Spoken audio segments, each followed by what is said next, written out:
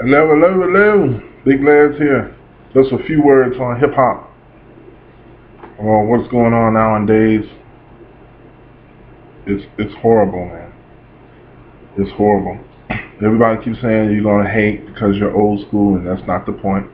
The point is that when I listen to a Lil Wayne and Drake song, it's totally flat. There's no alto and no tenor. They're both like mid tenors, and they hit and it sounds like a flat note, just. And I don't even know where Drake ends and Lil Wayne begins, or Lil Wayne starts and Drake ends it. It sounds the same. And then everybody and their grandmama can rap. The point is, anybody can rap. Anybody can sing. Anybody can play basketball, bowling, tennis, hockey, soccer, whatever. But can you do it good? Can you do it great?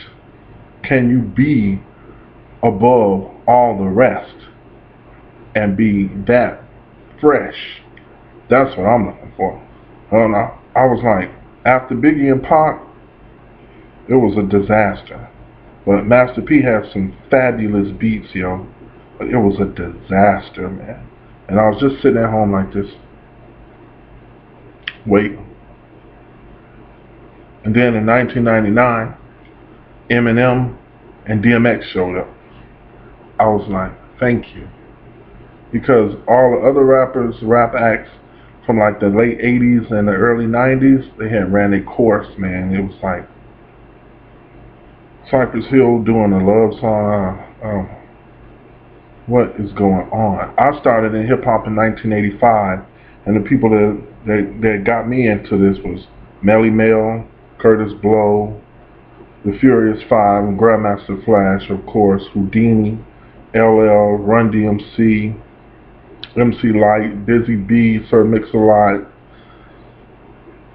Queen Latifah, Naughty by Nature, Fushnikins. I mean, those cats. NWA, Ice Cube, Too Short. Ice-T was a very big influence. But I have to say that the person that I looked up to the most was Gordon Parks. Yes, the photographer for Life magazine and the creator of Shaft, because he was not one dimensional. And then saying all that, and then growing up down the street from Stevie Wonder from Saginaw, Michigan, and 10 miles away from Madonna in Bay City, Michigan, and growing up with L.J. Reynolds in my home, sitting down eating, and and and being involved with Uncle Ill early on, Eminem, and Marshall and Bazaar and Kid Rock back in Detroit in the late 80s and early 90s. It's like we saw our culture declining, and it wasn't no uplift until I just looked up one day, I don't know what year it was, 97, 98, and saw Kid Rock spinning records on MTV. And I was shocked.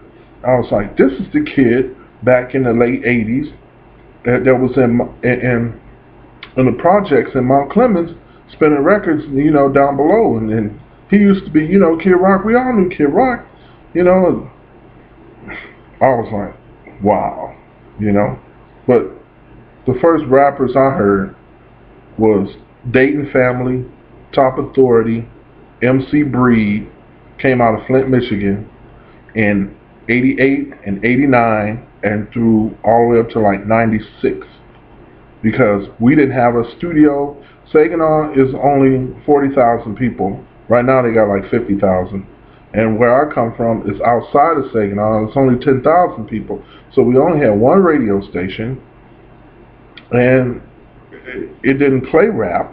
You probably heard a mix show around 11 or 12 o'clock in the morning, 11 at night, 12 in the morning. So we didn't have anything to express ourselves. We had one studio, and it was a church studio, and they didn't allow any profanity, and they didn't allow any sexual exploitation in the songs.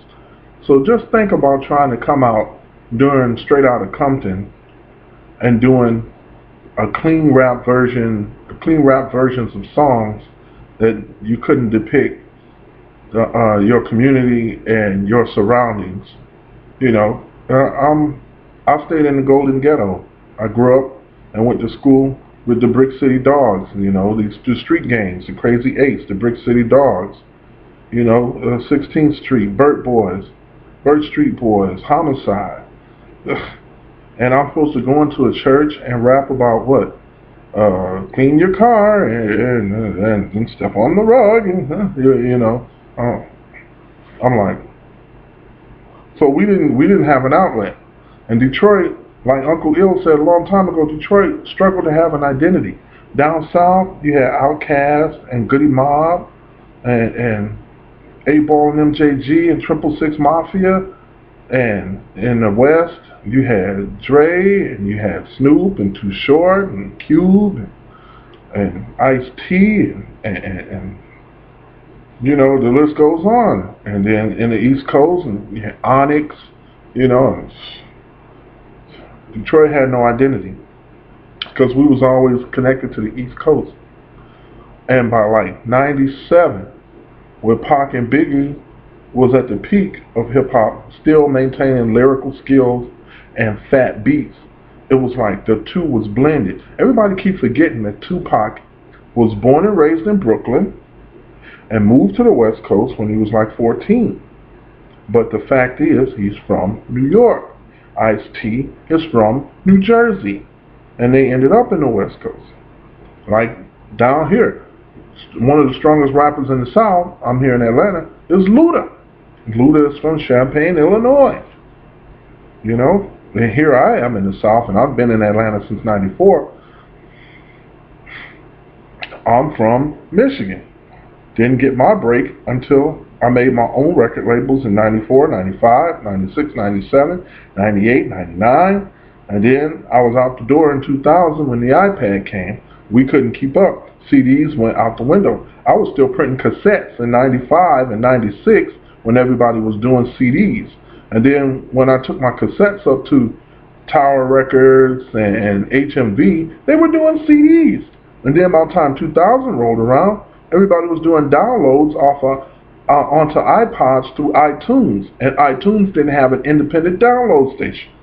So from 2000 to 2003, 2004, and 5, I said somewhere up in there like 2004 or 5, they started to have independent download stations and satellite radio.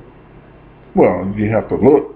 About time I came out, I started rapping in 1985. I was 15. And I had 2 records out in 88 and 89. I was 21. By the time 2000 came around, I was 30. In the rap game, you're a dinosaur. You're old as dirt, you know? So we, you know, coming from a small town, coming from a very small town with 1 mall and two red lights, it was impossible, you know, so. But in saying all of that, I'm looking at the rap culture of today. The one thing that they don't have today that we had back then is respect for the older artists that paved the way so we could get there. These kids nowadays, they don't honor anything, man. And that's American society. That's not black. That's not just a rap world in general. That's society as a whole. Doesn't, you know, I got the Supremes A Go-Go album. In Germany, it's worth $5,000. In America, it's worth $8 on Craigslist. That's what I'm talking about. That's what I'm talking about. Anybody can rap nowadays. Anybody. And these big corporations and businesses, they have a formula. Get this idiot, give him some gold teeth, diamonds, a chain, platinum jewelry, let him rap over a southern type beat, and have a whole bunch of fine ass women in the video shaking booty. And that's pretty much the formula, and it's been working since, I don't know, I say it's been working since Luke did Doo-Doo Brown in 1990.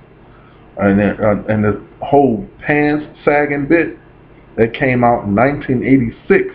If you look at Two Live Crew's debut album cover, Brother Marquise got his pants down to his knees almost with his underwear showing. Ice Cube rapped about it in 1988 in America's Most Wanted. And I'm like, here we are, what, 27 years later, and the kids are still wearing the same style. Wow. I mean, we did go from Jordache jeans to used, the skids, the damage, you know, and what's the name? Eric B. and Rakim been wearing Gucci forever. You know, they came out the debut album in '87 with Gucci.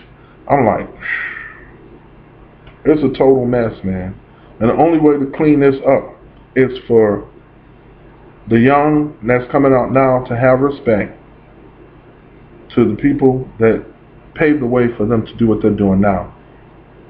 I enjoy listening to the ciphers, you know, with Eminem, Yellow Wolf, Rastafari 9.